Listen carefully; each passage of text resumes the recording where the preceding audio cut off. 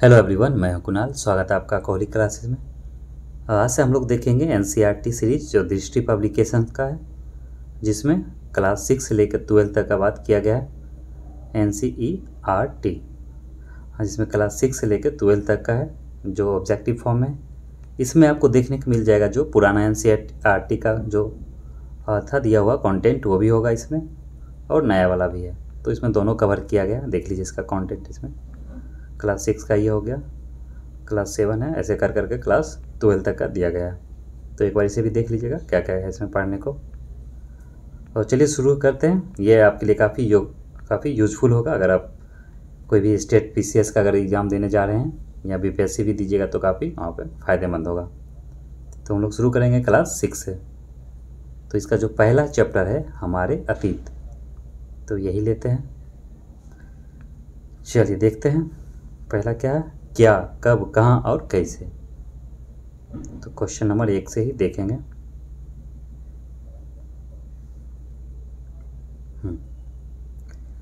अगर आप इस चैनल पर नए हैं तो हमारे चैनल को जरूर सब्सक्राइब कर लें और वीडियो को लाइक कर दें और अपने दोस्तों को भी शेयर करें। गेहूं और जौ की फसलों के संदर्भ में निम्नलिखित कथनों पर विचार कीजिए।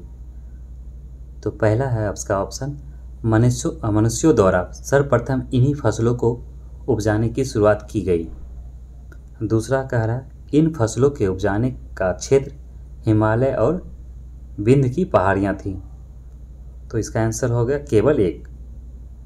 देखते हैं इसका व्याख्या।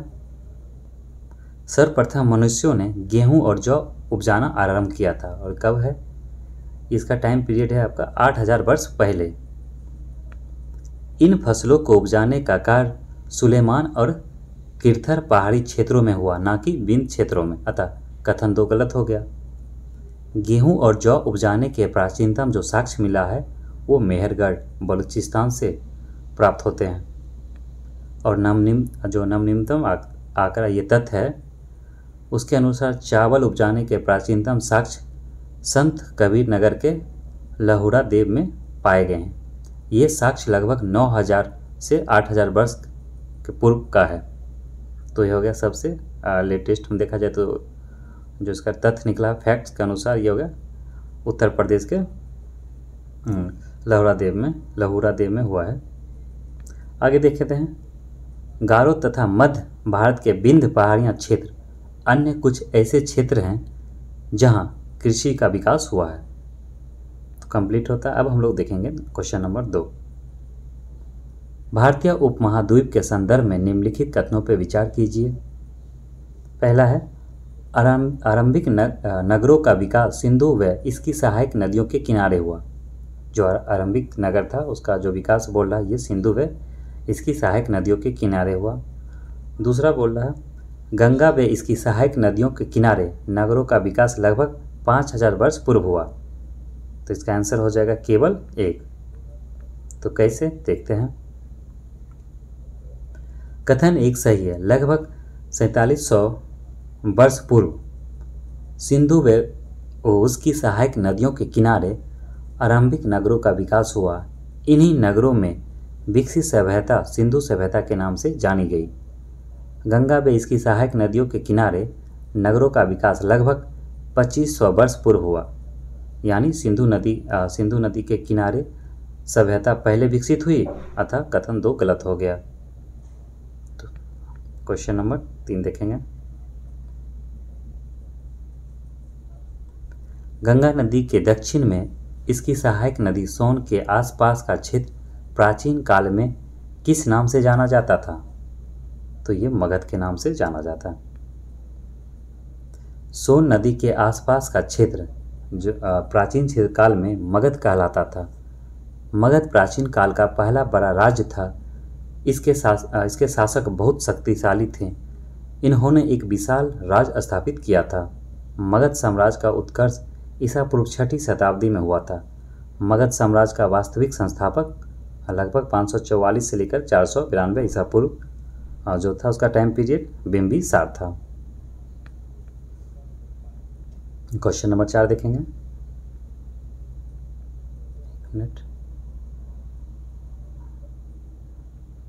भारत देश के नाम के संदर्भ में निम्नलिखित कथनों में से कौन सा या कौन से सही हैं?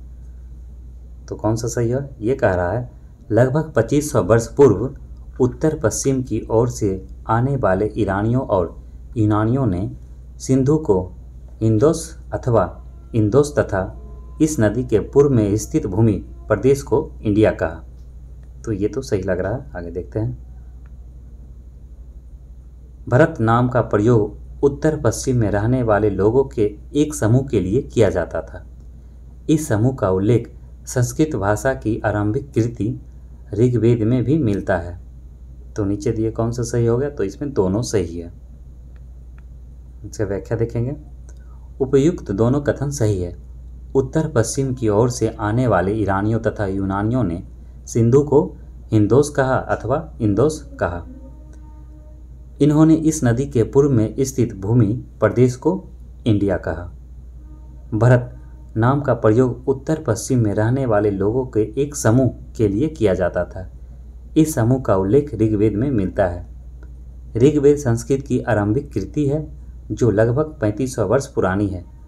बाद में इसी भरत समूह के नाम का प्रयोग देश के लिए होने लगा। पांडुलिपियां के संदर्भ में निम्नलिखित में से कौन सा कथन सही नहीं है? तो कौन सा कथन सही नहीं है? नहीं पूछा है, तो ये देखते हैं। अतीत में हाथ से लिखी गई पुस्तकें पांडुलिपियां कहलाती थी। दूसरा कह रहा है अंग्रेजी में पांडुलिपि के लिए मैन्यूस्क्रिप्ट शब्द का प्रयोग होता है, जो लैटिन भाषा के शब्द मैन्यू जिसका अर्थ होता है हाथ से निकला। तो इसका आंसर क्या हो जाएगा? इसका सी देखेंगे। अभी दो लिखें ना, बी तक देखें, हम लोग सी देखेंगे। पांडुलिपियां तार के पत्तों को काटकर अथवा हिमालयी क्षेत्रों में उगने वाले भुर्ज नामक पेड़ की छाल से विशेष तरीके से तैयार भोजपत्र पर लिखी जाती थी।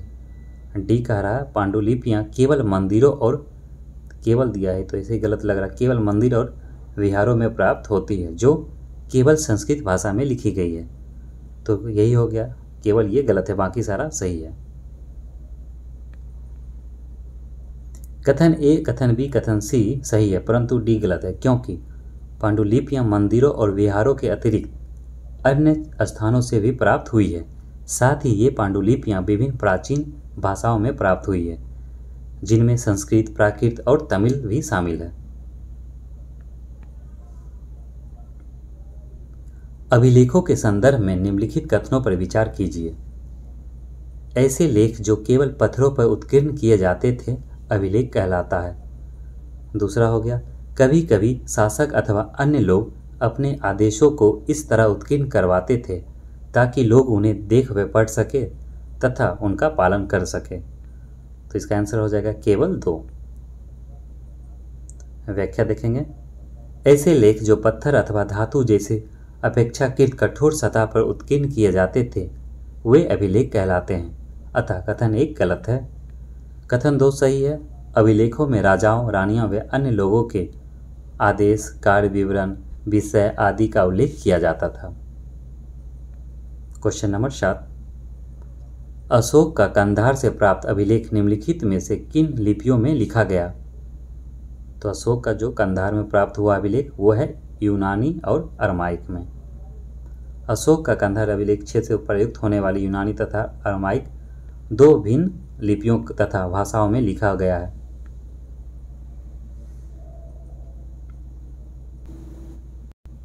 क्वेश्चन नंबर 8 देखेंगे। ये कथन और कारण दिया गया है। ईसा मसीह के जन्म के पूर्व की सभी तिथियां ईसा पूर्व के रूप में जानी जाती है। कारण कह रहा है वर्ष की गणना ईसाई धर्म प्रवर्तक ईसा मसीह के जन्म की तिथि से की जाती है। तो इसका क्या सही है? तो इसका लग रहा है हाँ, ये इसका क्या हो जाए सही स्पष्टीकरण भी इसका दे रहा है। तो इसका आंसर हो जाएगा ए में क्या है? कथन ए आर दोनों सही है और आर ए का सही स्पष्टीकरण है। इसका व्याख्या देखते हैं, 1 मिनट। व्याख्या विकल्प ए सही है, उत्तर है ईसा मसीह के जन्म की तिथि से वर्ष की गणना की जाती है। ईसा पूर्व को अंग्रेजी में बिफोर क्राइस्ट चर्च BC कहते हैं। हिंदी में वर्तमान में तिथि प्रयोग में ई का चलन है, जिसे अंग्रेजी में एडी एनो डोमिनी कहा जाता है। BCE का अर्थ बिफोर कॉमन एरा तथा CE का अर्थ कॉमन एरा होता है। BP का प्रयोग बिफोर प्रोजेंट्स के लिए किया जाता है। अब हम लोग देखेंगे 2 आरंभिक मानव की खोज, चैप्टर हो गया ये 2, क्लास 6 का है। निम्नलिखित पुरास्थलों में से किस स्थान से मनुष्य के आखेटक खाद्य संग्रहक होने का प्रमाण नहीं मिले हैं? तो नहीं पूछा है। तो ये चिरांद क्या है? बिहार के सारण जिला में है ये। ऑप्शन सी यहाँ नहीं है। तो भीमबेटका, हुंसगी और कुरनूल की गुफाओं से मनुष्य के आखेटक व खाद्य संग्राहक होने के प्रमाण मिले हैं। ये तीनों पाषाणिक पुरास्थल है, जबकि चिरांद नवपाषाणिक पुरास्थल है। हुंसुंगी और कुरनूल गुफाएं तुंगभद्रा नदी के किनारे स्थित है। निम्नलिखित पुरास्थलों में से कौन से नवपाषाणिक पुरास्थल हैं? तो पूछा है नवपाषाणिक पुरास्थल, तो कौन है? तो डी 1 2 3 4 5 इसमें सारा है। मेहरगढ़, बुर्जहोम, महागाढ़ा, कोहलडीबा, दाओजली, हेडिंग, इसमें सारा हो जाएगा। 3 नंबर देखेंगे। पूरा पाषाण औजारों के निर्माण के संदर्भ में निम्नलिखित कथनों पर विचार कीजिए। तो पहला कह रहा है, पत्थर के इन औजारों के बनाए जाने का स्थान उद्योग स्थल फैक्ट्री साइट्स कहलाता है। पत्थर के इन औजारों के निर्माण में प्रयोग की जाने वाली तकनीक को दबाव सल्क तकनीक प्रेशर फ्लेकिंग कहा जाता था। तो क्या हो जाएगा इसका आंसर? देखते हैं 1 मिनट। इसका आंसर दिया है सी। तो 1 और 2 दोनों सही है। व्याख्या देखेंगे। उपर्युक्त दोनों कथन सही है। पूरा पाषाण काल में पत्थर के औजार बनाए जाने के स्थान को उद्योग स्थल कहते थे। कभी कभी लोग इन स्थलों पर अधिक समय तक रहा करते थे। पाषाण उपकरण निर्माण हेतु 2 तकनीकों का प्रयोग होता था। पहली तकनीक था इसको पत्थर से पत्थर टकराना, इम्पिनिंग स्टोन टू स्टोन कहा जाता था। इसमें एक पत्थर को हाथ में पकड़कर दूसरे पत्थर से हथौड़ी की तरह चोट करके सल्क निकाले जाते थे। दूसरी जो तकनीक थी वह इसको दबाव सल्क तकनीक प्रेशर फ्लेकिंग कहा जाता था। इसमें क्रोड को एक स्थिर सतह पर टिका देते थे और इसे क्रोड पर हड्डी या पत्थर रखकर उस पर हथौड़ी नुमा पत्थर से सल्क निकाले जाते थे। क्वेश्चन नंबर 4, निम्नलिखित में से राख के साक्ष्य किस पुरा पाषाणिक स्थल से मिले हैं? तो यह है कुरनूल गुफा से। कुरनूल गुफा से राख के अवशेष मिले हैं। इससे स्पष्ट होता है कि पूरा पाषाणिक आरंभिक लोग आग से परिचित थे। तो आग से परिचित थे ये लोग। मध्य पाषाण युग में जलवायु परिवर्तन से आए नए बदलावों के संदर्भ में निम्नलिखित कथनों पर विचार कीजिए। तो कथन फर्स्ट कह रहा है, बदलावों से तापमान में वृद्धि हुई और घास के मैदान विकसित होने लगे। दूसरा कह रहा है, इसी काल में मछली भोजन का महत्वपूर्ण स्रोत बनी। तीसरा कह रहा है, गेहूं, जौ और धान जैसे अनाज प्राकृतिक रूप से उगने लगे थे। तो क्या हो जाएगा? इसका हो जाएगा 1 2 3, इसका तीनों हो गया सही है। उपर्युक्त तीनों कथन सही है। लगभग 12,000 वर्ष पूर्व आए पर्यावरणीय बदलाव के काल को मध्य पाषाण युग अथवा मीसोलिथ कहते हैं। इस युग में जलवायु में आए बदलाव से जो तापमान वृद्धि हुई उससे घास वाले मैदान बनने लगे। घास क्षेत्र बढ़ने से घास खाने वाले जीव भी बढ़े। मछली इसी काल में भोजन का महत्वपूर्ण स्रोत बनी। गेहूं, जौ व धान प्राकृतिक रूप से उगने लगे, अतः लोगों ने इन्हें इकट्ठा किया व समय के साथ इन्हें खुद उपजाना सीख लिया। क्वेश्चन नंबर 6 देखेंगे। मानव सभ्यता के आरंभिक काल प्रागैतिहासिक काल को सुविधानुसार 3 भागों में बांटा गया है। निम्नलिखित में से कौन सा उन 3 में नहीं आता है? तो कौन सा हो जाएगा? पुरापाषाण काल, मध्यपाषाण काल और नवपाषाण काल। तो महापाषाण काल ये नहीं आना चाहिए, डी। देखते हैं आंसर क्या दिया हुआ है। तो डी नहीं आना चाहिए, सही बात है। मानव सभ्यता के आरंभिक काल अर्थात प्रागैतिहासिक काल को 3 भागों में पुरापाषाण काल, मध्यपाषाण काल और नवपाषाण काल में बांटा गया है। महापाषाण काल दक्षिण भारत में विशाल पाषाण खंडों की बनी समाधियों से संबंधित है। क्वेश्चन नंबर 7, निम्नलिखित में से कौन सा पूरा स्थल प्रागैतिहासिक शैल चित्रकलाओं के लिए जाना जाता है? तो ये भीमबेटका है, जाना जाता है। भीमबेटका वर्तमान मध्य प्रदेश के रायसेन जिले में स्थित है। यहाँ से प्रागैतिहासिक शैल चित्रकला के कुछ सुंदर उदाहरण मिलते हैं। भीमबेटका को प्रागैतिहासिक कालीन चित्रकला से संबंधित किया जाता है, जबकि अजंता तथा बाघ की शैलकृत गुफा चित्रकला मौर्य काल के बाद की ऐतिहासिक कालीन है। अमरावती अपने स्तूपों के लिए प्रसिद्ध है, जिसे शुंगकालीन या सातवाहन कालीन माना जाता है। अब क्वेश्चन नंबर 8 देखेंगे। सूची 1 को सूची 2 से सुमेलित कीजिए और सूचियों के नीचे दिए गए कोड का प्रयोग कर सही उत्तर को चुनिए। तो पुरापाषाण काल है, मध्यपाषाण काल है, महापाषाण काल और उत्तरपाषाण काल। तो इसका आंसर क्या हो जाएगा? देखते हैं। ए पहला का दूसरा है। अतः पुरापाषाण काल हो गया 20 लाख वर्ष पूर्व से 12,000 पूर्व हो गया, वर्ष पूर्व। और मध्यपाषाण हो गया आपका 12,000 वर्ष पूर्व से 10,000 वर्ष पूर्व हो गया। और महापाषाण काल हो गया कब? तो ये हो गया 2500 वर्ष पूर्व से 1900 वर्ष पूर्व। और लास्ट का हो गया उत्तरपाषाण काल, शुरुआत इसका हो जाता है 10,000 वर्ष पूर्व से।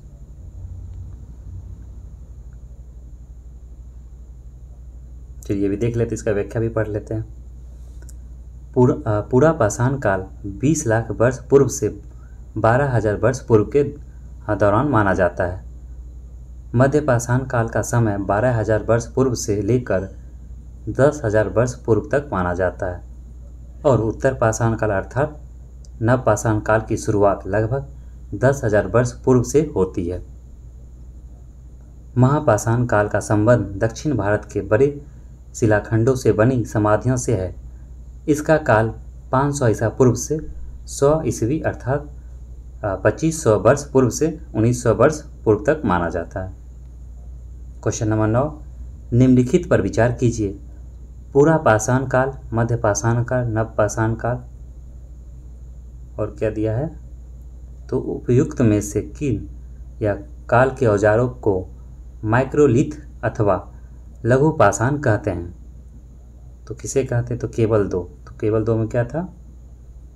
तो केवल 2 में हो गया मध्यपाषाण काल।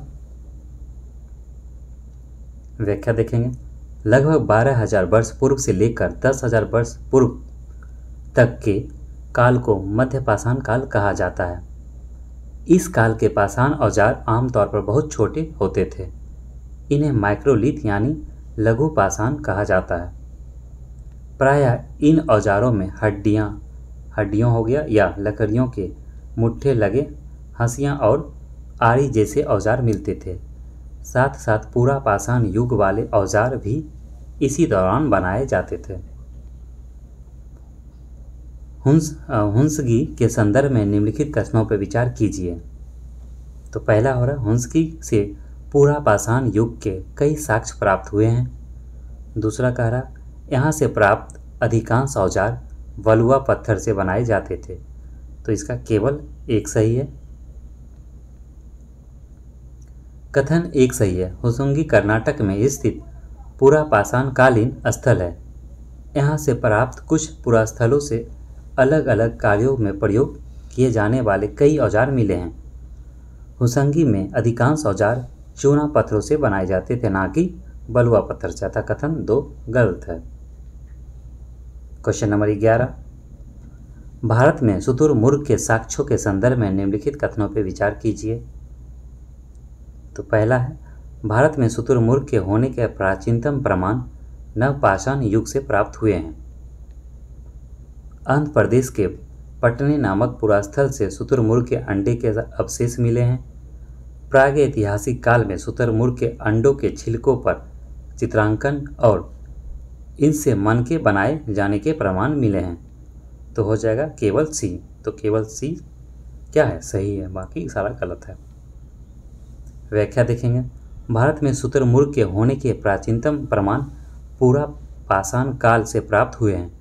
ये अवशेष ये अवशेष एक मिनट सही पूछा था ना, निम्नलिखित कथनों कौन सा सही। हाँ, ये अवशेष पटने नामक पुरास्थल जो महाराष्ट्र में स्थित है से मिले हैं। अतः कथन 1 और कथन 2 गलत है। कथन 3 सही है। इनके अंडे के छिलके पर चित्रकान किया और इनसे मनके बनाने का प्रमाण भी मिलता है। हाल ही में 25,000 वर्ष पुराने शुतुरमुर्ग के अंडे के सेल राजस्थान के बूंदी से प्राप्त होते हैं।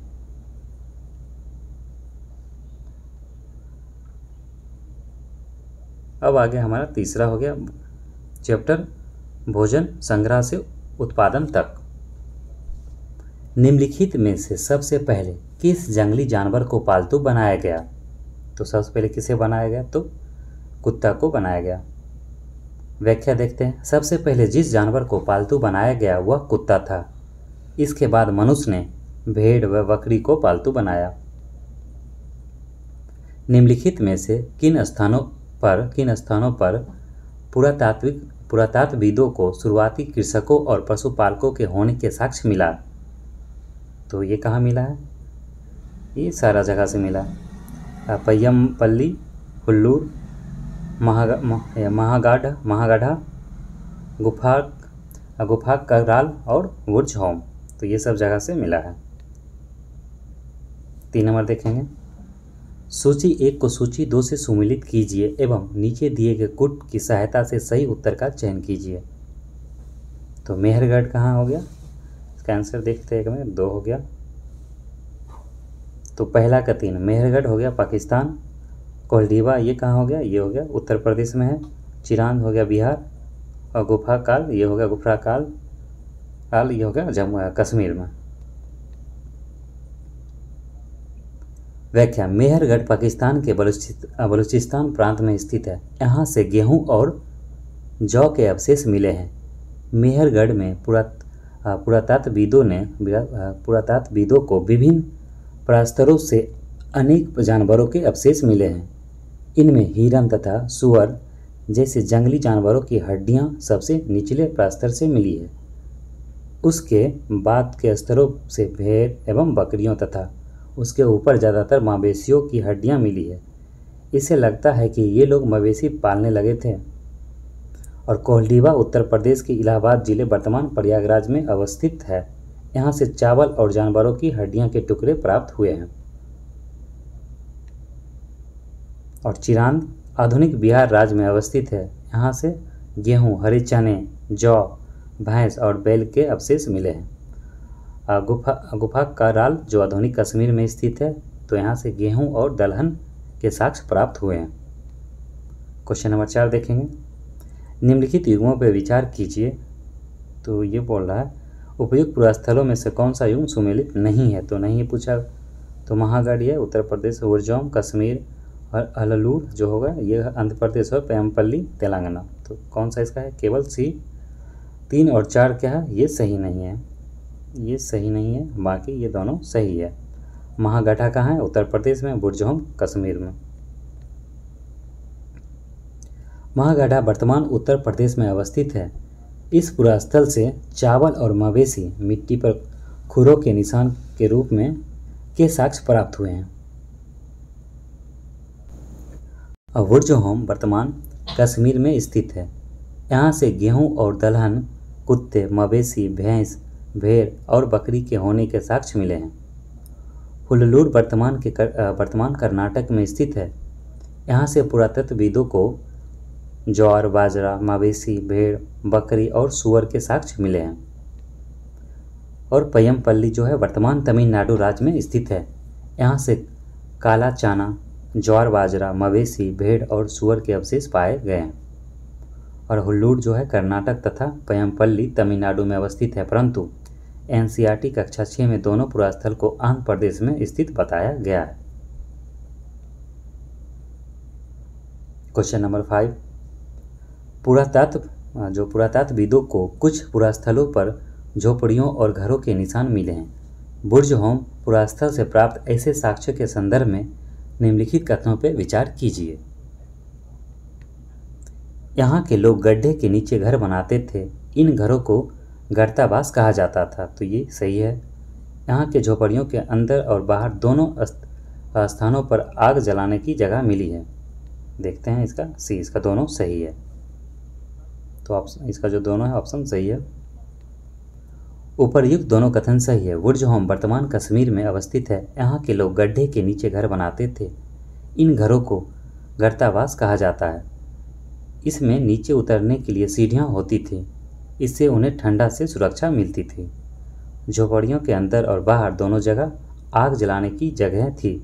इसे ऐसा लगता है कि लोग मौसम के अनुसार घर के अंदर या बाहर खाना पकाते होंगे। आगे देखेंगे क्वेश्चन नंबर 6, नवपाषाण युग के संदर्भ में निम्नलिखित में से कौन सा कथन सही है नहीं है? तो कौन सा कथन सही नहीं है? इस काल में पूरा पाषाणिक औजारों का प्रयोग और निर्माण पूर्णतः बंद हो गया। और दूसरा कह रहा है इस काल के औजारों की धार को अधिक पैने करने के लिए उन पर पॉलिश चढ़ाई जाती थी। और ऑप्शन सी, इस युग में वनस्पतियों व अन्य चीज़ों को पीसने के लिए औखली व मूसल का प्रयोग होने लगा था। और ऑप्शन डी है, इस युग में मिट्टी के बर्तनों पर अलंकरण आरंभ हो गया है। तो क्वेश्चन पूछा इनमें कौन सा कथन सही नहीं है? तो इसमें पहला जो है वो सही नहीं है, बाकी सारा सही है। व्याख्या देखेंगे, नवपाषाण युग से प्राप्त उपकरण पूरा पाषाण युग से भिन्न है। इसी कारण इस युग को नवपाषाण युग कहा गया। इनमें से कुछ औजारों में धार को अधिक पैना करने के लिए पॉलिश चढ़ाई जाती थी।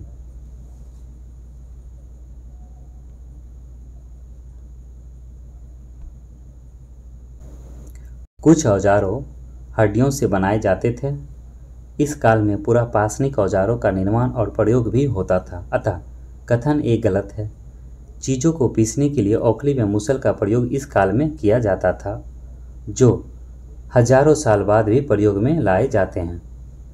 इस काल के पुरास्थलों से विभिन्न प्रकार के मिट्टी के बर्तन मिले हैं। कभी कभी इन पर अलंकरण भी किया जाता था, जिनका उपयोग चीज़ें रखने के लिए किया जाता था। धीरे धीरे लोग बर्तनों का प्रयोग खाना बनाने के लिए भी करने लगे थे।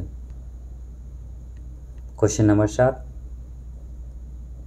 कथन कारण देखेंगे। इसमें कथन कह रहा है नवपाषाण काल के लोग कपड़े बुनने लगे थे।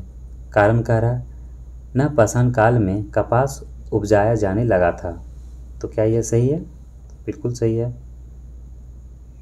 कथन एक और दर्द दोनों सही है और इसका स्पष्टीकरण भी ये करता है। नवपाषाण काल में मनुष्यों ने कपड़े बुनना सीख लिया था। इसके लिए कपास जैसे आवश्यक पौधे उगाने में अब मनुष्य सक्षम हो गया था, अतः इसका विकल्प क्या है? ये सही है। मेहरगढ़ निम्नलिखित में से किस दर्रे के निकट स्थित है? तो कौन सा दर्रा? तो यह है बोलन दर्रा। मेहरगढ़ किथधर पहाड़ियों में स्थित बोलन दर्रे के समीप एक हरा भरा समतल स्थान है। यह वर्तमान पाकिस्तान के बलूचिस्तान प्रांत में स्थित है।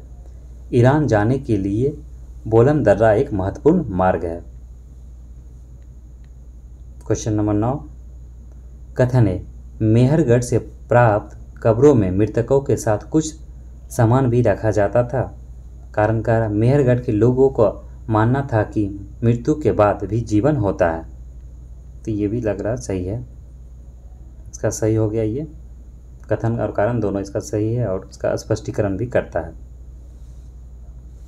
मृत्यु के बाद समानतः मृतक के संग सगे संबंधी उसके प्रति सम्मान जताते थे। लोगों की आस्था थी कि मृत्यु के बाद भी जीवन होता है, इसलिए कब्रों में मृतकों के साथ कुछ सामान भी रखे जाते थे। मेहरगढ़ से ऐसी कब्रें मिली है तथा विकल्प ये सही है। 10 नंबर देखेंगे क्वेश्चन। मेहरगढ़ से प्राप्त एक कब्र में निम्नलिखित में से किस पालतू जानवर को मृतक के साथ दफनाया गया था? तो बकरी को दफनाया गया था उसके साथ। मेहरगढ़ से प्राप्त एक कब्र में एक मृतक के साथ एक बकरी को भी दफनाया गया था। यहाँ के लोगों की आस्था थी कि मृत्यु के बाद भी जीवन होता, संभवतः इसे परलोक में मृतक के खाने के लिए रखा जाता था। 11 नंबर। निम्नलिखित पुरास्थलों में से कौन सा एक ब्रह्मपुत्रा की घाटी की एक पहाड़ी पर स्थित है? तो है दाओजली हैंडिंग। व्याख्या देखें। दाओजली हैंडिंग चीन और म्यांमार की ओर जाने वाले रास्ते में ब्रह्मपुत्रा की घाटी की एक पहाड़ी पर स्थित है। यहाँ से कस्टसम के औजार और बर्तन भी प्राप्त हुए हैं। कस्टसम उस अति प्राचीन लकड़ी को कहते हैं जो सख्त होकर पत्थर बन गई है। यहाँ से मुसल और खरल जैसे उपकरण प्राप्त हुए हैं, जिससे पता चलता है कि यहाँ के लोग भोजन के लिए अनाज उगाते थे। दाओजली होंडिंग से जेडाइट पत्थर भी प्राप्त हुआ है और पुरातत्वविदों का मानना है कि संभवतः यह पत्थर चीन से आया होगा। चतालहुक पुरास्थल के संदर्भ में निम्नलिखित कथनों पर विचार कीजिए। नवपाषाण युग के सबसे प्रसिद्ध पुरास्थलों में से एक चतालहुक तुर्की में है। यहाँ दूर दराज स्थानों से कई चीज़ें उपयोग के लिए लाई जाती थी, जैसे सीरिया से लाया गया चकमक पत्थर, लाल सागर की कौड़ियाँ तथा भूमध्य सागर की सीपियाँ। तो ये क्या हो गया इसका आंसर? तो उपयुक्त कथनों में से कौन सा कथन सही है? तो दोनों सही है इसका। 13 नंबर देखेंगे। निम्नलिखित पुरास्थलों में से चौकोर तथा आयताकार घरों के अवशेष कहाँ मिले हैं? तो ये मेहरगढ़ में मिला है। व्याख्या देखेंगे। मेहरगढ़ संभवतः वह स्थान है जहाँ के स्त्री पुरुषों ने इस इलाके में सबसे पहले जौ, गेहूँ उगाने और भेड़ बकरी पालना सीखा। मेहरगढ़ से ही चौकोर एवं आयताकार घरों के अवशेष मिले हैं। प्रत्येक घर में 4 या उससे ज़्यादा कमरे हैं, जिनमें से कुछ संभवतः भंडारण के काम आते होंगे। नेक्स्ट हमारा जो हो गया ये चैप्टर है आरंभिक नगर, चैप्टर नंबर 4